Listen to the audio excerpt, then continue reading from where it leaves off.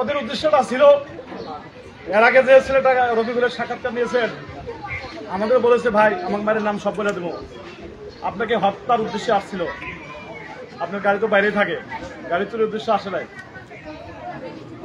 আলিয়া সাহ তার বাহিনী নিয়ে আমার ঘরে ঢুকে, এর আগে আমি সাক্ষাৎকার দিয়েছি, আমার মোটরসাইকেল, গাড়ির কাগজপত্র, ব্যাংক চেক, দলিলপত্র এবং নগদ 7,33,000 টাকা, 7 লাখ আমার আলাদা ক্যাশ আর 33,000 টাকা হচ্ছে আমি যে পরের দিন আবার গরিব দুঃখীদের মাঝে বিলাবো।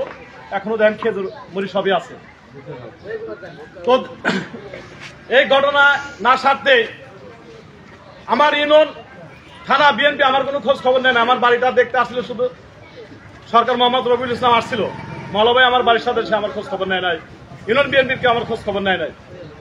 ঠিক কালকের রাত্রে, কালকের দিনে ওইটাকে ধামাচাপা দেওয়ার জন্য আমাদের এখানে লোকাল পোলাপান কিছু কাজকাম করে,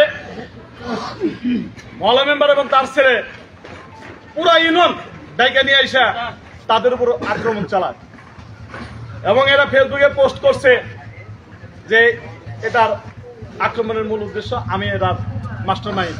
অথচ আমি ঘরের মধ্যে শুয়ে আছি, আমার লক্ষ লক্ষ টাকা হারাইছে, আমার গাড়ি হারাইছে, আমি নিরাপত্তাহীনতায় ভুগতেছি, আবার আমি অর্ডার দিছি। যাই হোক, কালকে রাত্রে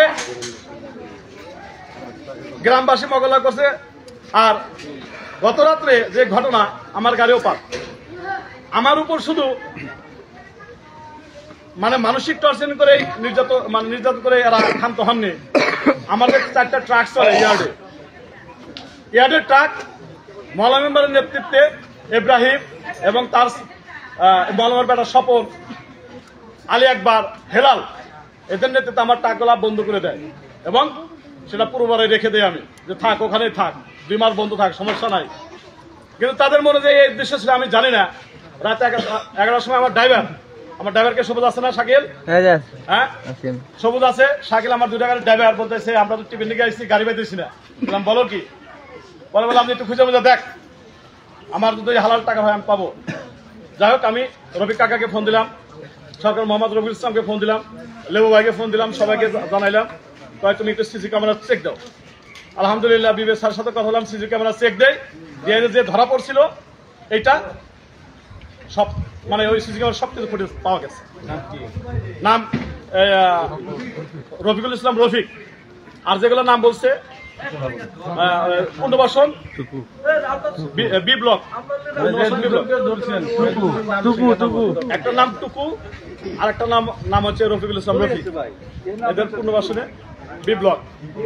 এবং ওরা যে নামগুলো পড়ছে সব মহল্লা মেম্বারের সাথে জড়িত এবং কাজ করে, এবং মহল্লা মেম্বারের ছেলের কথা বলছে, স্বপনের কথা বলছে যে এটা আপনার ট্রাক কি করছে। শেষমেশে যখন ভিডিও ফুটেজের কথা বললাম তখন এটা বললো যে মনপুর গ্রুপ আছে তারা, এবং আমি ফুটেজে দেখলাম আলাউদ্দিন, আলমাস, তারপরে মাসুদ, এরা সবাই মিলে আমার ইয়ার থেকে ট্রাক এসে ভিডিও ফুটেজে দেখলাম।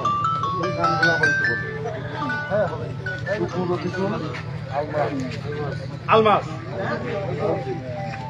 পুনর্বাসন যে কুখ্যাতের সন্ত্রাসী আলিয়া সাহেবের নেতৃত্বে যে সমস্ত চুরি ডাকাতি হচ্ছে, আমরা এটা প্রতিরোধ করার জন্য একটা কমিটি করেছি। সেই কমিটিকে আমরা যেদিনকার মসজিদে বক্তব্য দিছি শুক্রবারের দিনে, ওই দিনকার মসজিদে টেবিল চুরি করছে।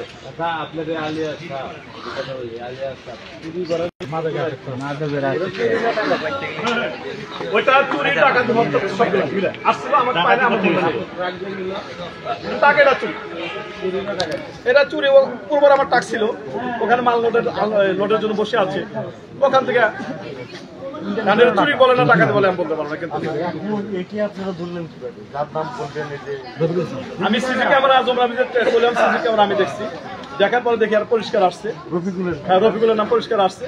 এসে রাত্রে আমি তাদেরকে ডেকে নিয়ে এসেছি যে তোমার কোনো সমস্যা নাই, তুমি সত্য কথা বলো, তোমার গায়ে কেউ টাচ করে। সব বলেছে, কয় ভাই আমি সব বলবো। এরা বলতেছিল প্রথম দিন আমরা হুন্ডা করছে আলিয়া সাহ, বারেক এবং স্বপন, এবং তার সাথে আর কয়জন আসলো জানি না, কিন্তু আমার ডাকছে আমি আইসিনি। আচ্ছা, আর টাকাগুলো তো শুনছি।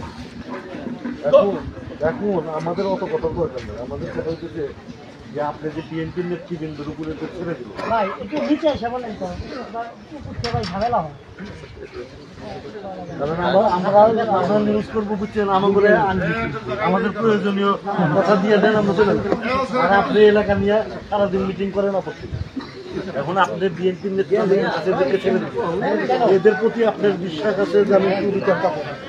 যেহেতু সরকার মোহাম্মদ রফিকুল ইসলাম আসলো, থানা বিএনপির সাবেক সভাপতি, ওনার প্রতি আমরা শ্রদ্ধা সম্মান করি এবং উনি দায়িত্ব নিয়েছে যে এটা চূড়ান্ত একটা ব্যবস্থা দেবো, সেই বিশ্বাস রেখে আমরা তাকে ছেড়ে দিয়েছি। কারণ আমরা একজন না একজনকে তো বিশ্বাস